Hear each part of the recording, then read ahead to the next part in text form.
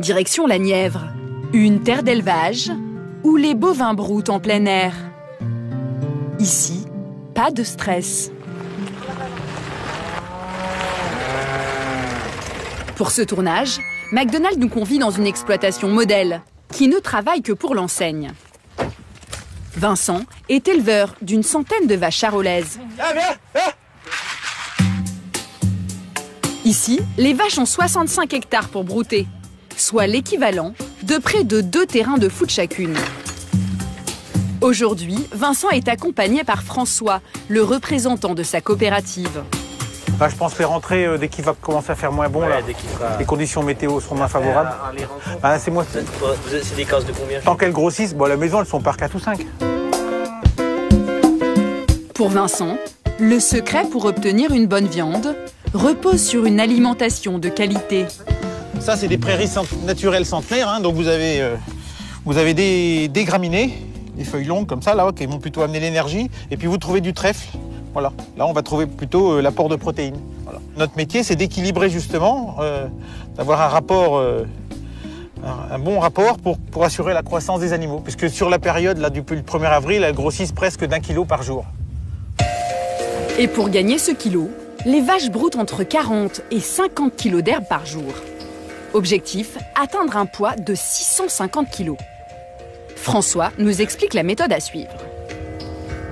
L'objectif de cette phase à l'herbe, c'est de leur amener la croissance, c'est-à-dire qu'on va les faire grandir, voilà, c'est le mot. Une phase, un squelette. On leur fait un squelette, et puis après, il y aura une phase qu'on va appeler plutôt finition, où là, on va les pousser un petit peu plus, c'est-à-dire qu'on va donner une alimentation un petit peu plus riche, mais qui restera quand même à base de fourrage. Hein. Et puis, où là, on va leur mettre ce qu'il y a besoin, quoi. Hein, c'est-à-dire on va leur mettre du dos, on va leur mettre de l'arrière-train, pour qu'elles prennent plus de viande par rapport au squelette qu'elles ont. Voilà. Ces éleveurs, très fiers de la qualité de leur viande, assument parfaitement de travailler pour un géant du fast-food. Le charolais, ça peut être aussi se manger même dans un burger, quoi. Il n'y a pas, de scrupule à avoir là-dessus, quoi. Au contraire, quoi. Des burgers, on en trouve même dans les plus grands restaurants, donc la limite de la malbouffe, elle est où? Viens, fille, viens.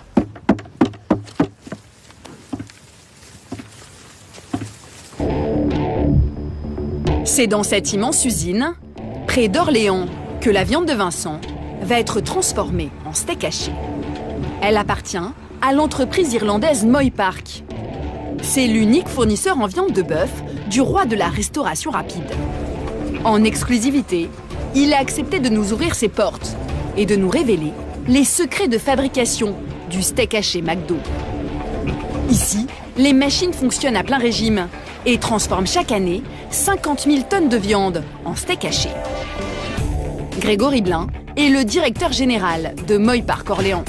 Son entreprise n'a qu'un seul client, McDonald's. Bonjour. Bien.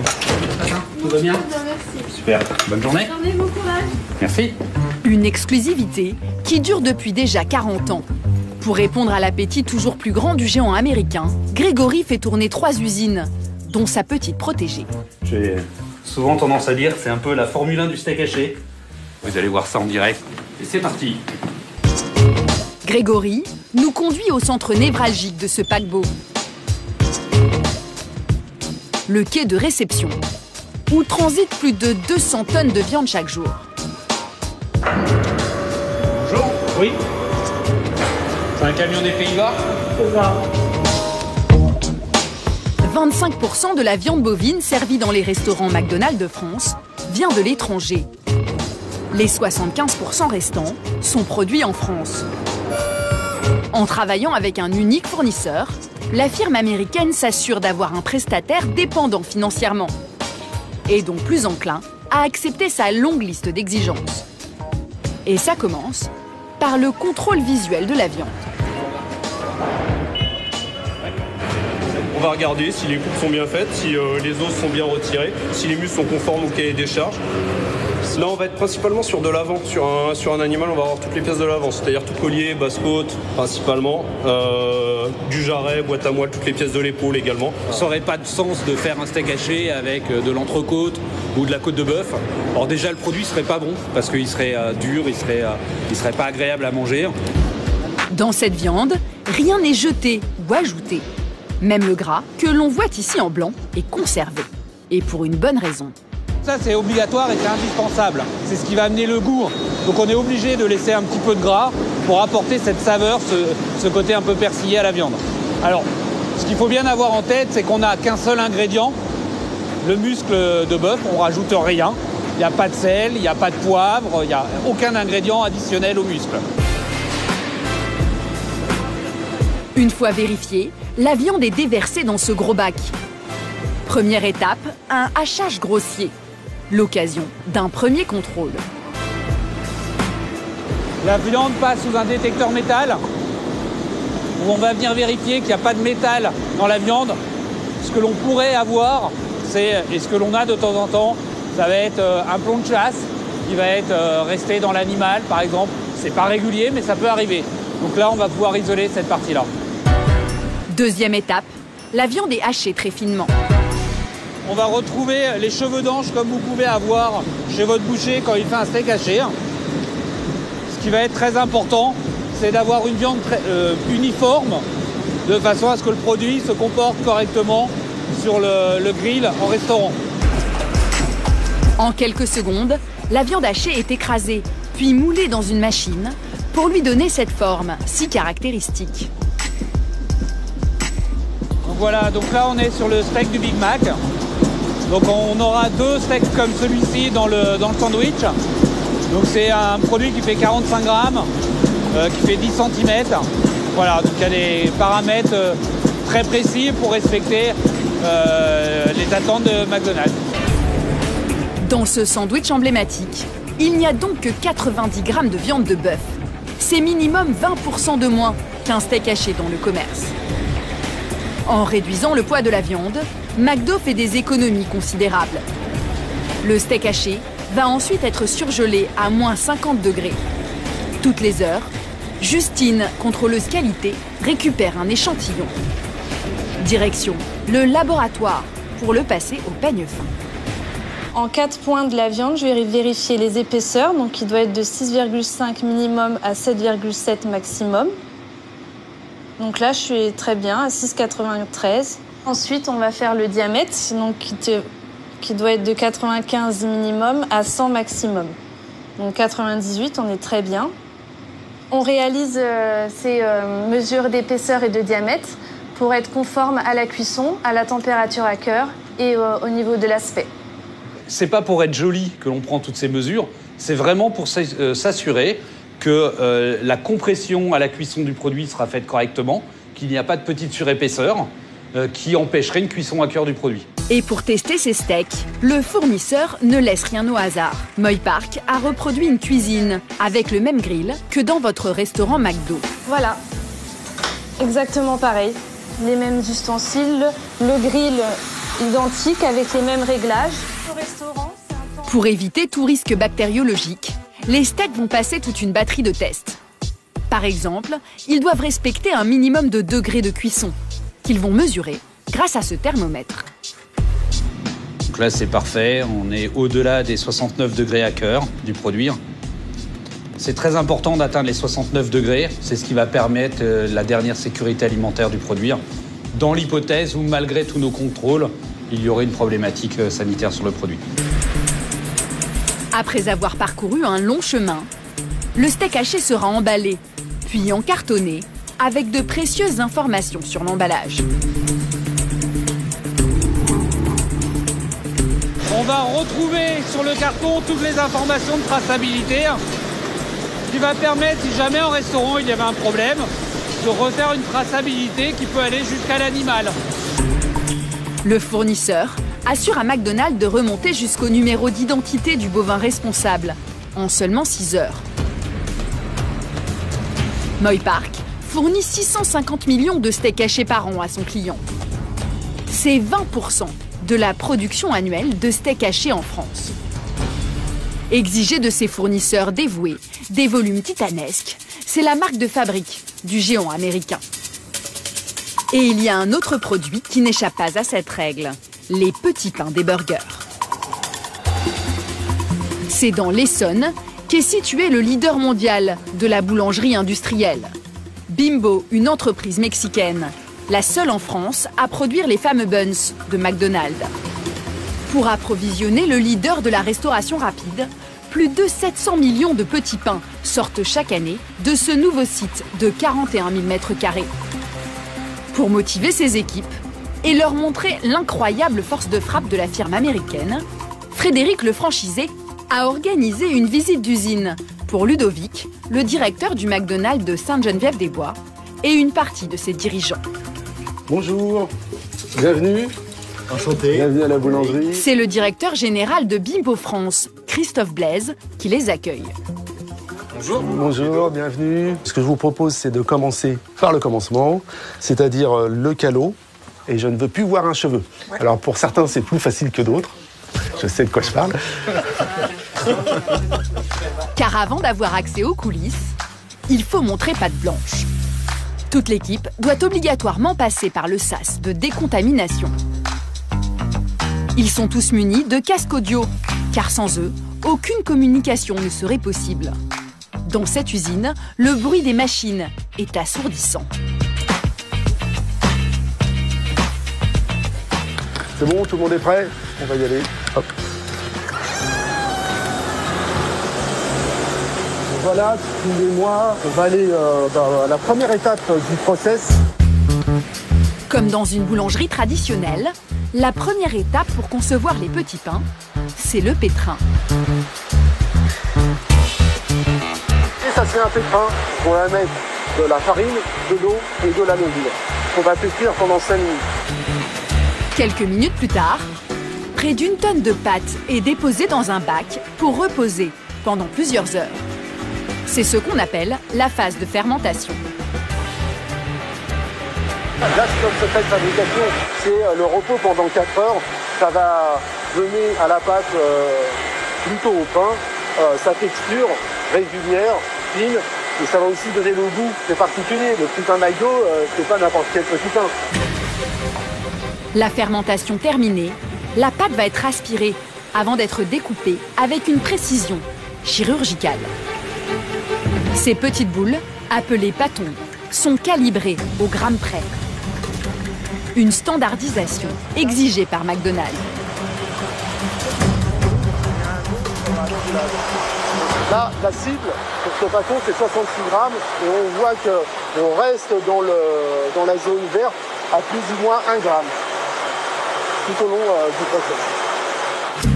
Un processus complètement automatisé qui permet de concevoir 20 pâtons à la seconde, soit 72 000 pièces à l'heure. Ludovic n'en revient pas. On s'imagine un peu, mais on ne doute pas que c'est réellement comme ça. Ah ouais, c'est impressionnant leur truc. Et à la sortie du four, Ludovic, avec son œil expert, sait tout de suite de quel pain à burger il s'agit. Ça, c'est le pain pour le first. Là, il est encore chaud, mais après, il va être emballé. Là, il est à l'identique de ce que l'on vend aux clients.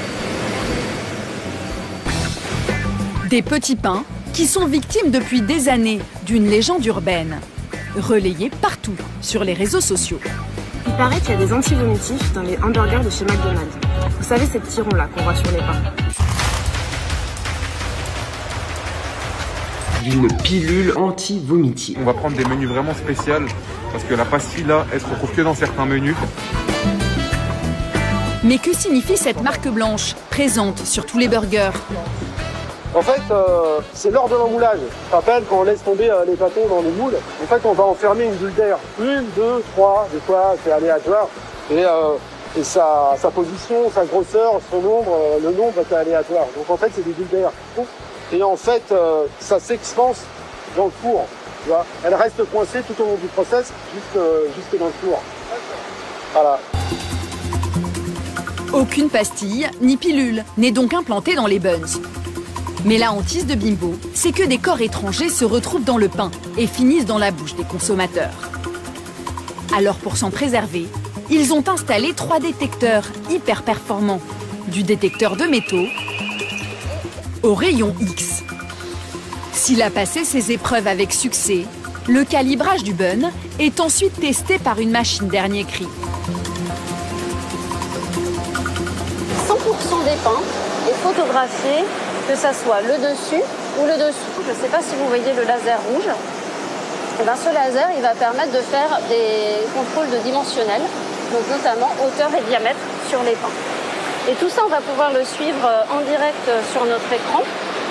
Ici, ce qu'on voit, c'est toutes les photos des pains qui ne correspondent pas aux standards de McDonald's et qui sont donc écartés pour l'alimentation animale.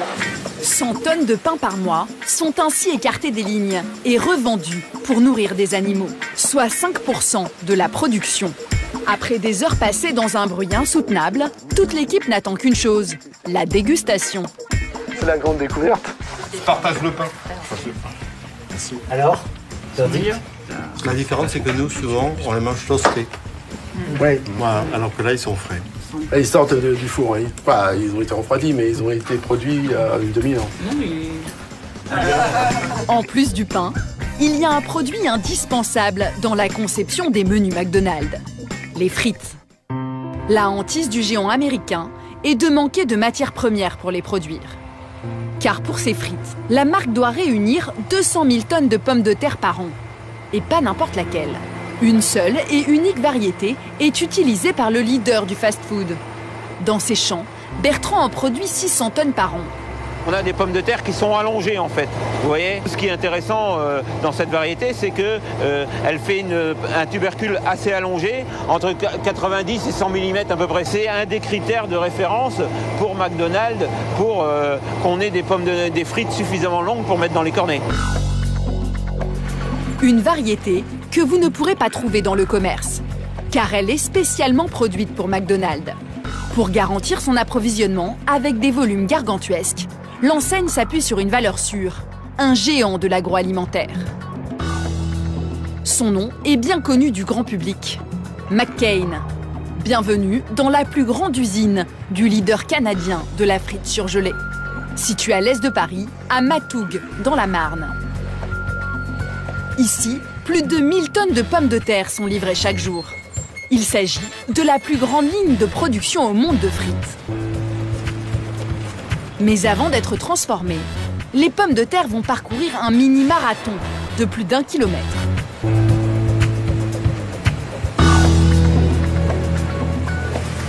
Ce sont de véritables cascades de frites, produites à une cadence incroyable. 600 tonnes de frites par jour, soit 400 kilos de frites à la minute. Une automatisation poussée à l'extrême, fonctionnant 24 heures sur 24 toute l'année. Malgré les apparences, plus de 200 personnes veillent jour et nuit pour s'assurer que la ligne de production ne s'arrête jamais. Pour répondre aux quantités astronomiques demandées par son plus gros client, le directeur de l'usine s'appuie sur l'expertise de Laurent. Il gère le compte McDonald's pour McCain. Qu'est-ce qu'on a comme production aujourd'hui? On a de l'Innovator aujourd'hui. Donc la pomme de terre spéciale pour McDo. Très bien. McCain est le fournisseur exclusif de McDonald's France depuis près de 40 ans. Alors, il connaît ses exigences sur le bout des doigts.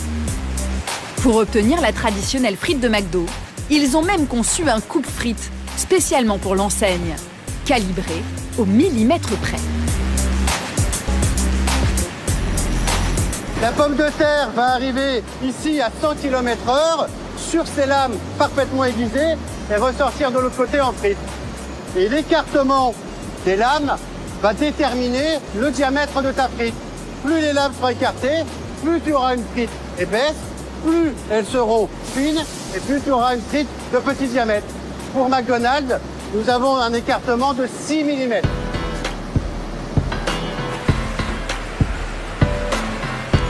Laurent récupère un échantillon de la production du jour pour s'assurer du respect du cahier des charges. Bonjour Julien. Toutes les 30 minutes, un carton de frites est contrôlé au hasard.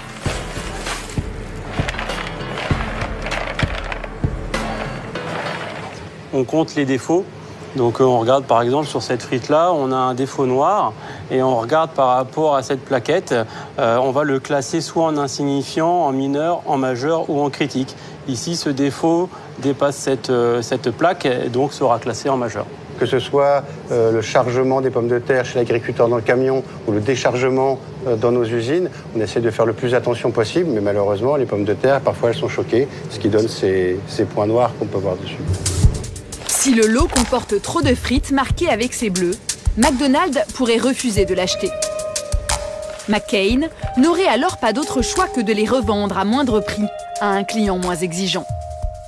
Tous les ans, 75 000 tonnes de frites quittent les usines pour rejoindre les cuisines des restaurants de l'enseigne. Présent dans près de 1200 communes en France, la marque ne compte pas arrêter là sa conquête de l'Hexagone et ne cesse de réaliser de nouveaux défis chaque année. Comme par exemple le lancement de nouvelles frites de légumes. Et voilà pour vous. Merci beaucoup. Son objectif d'ici 2030, que chaque Français ait un McDonald's à moins de 10 minutes de chez lui.